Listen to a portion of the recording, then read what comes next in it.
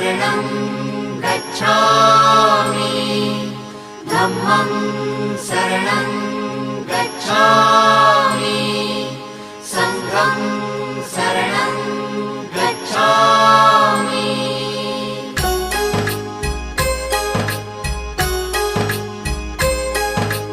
बुद्धं शरणं गच्छामि धम्मं शरणं गच्छामि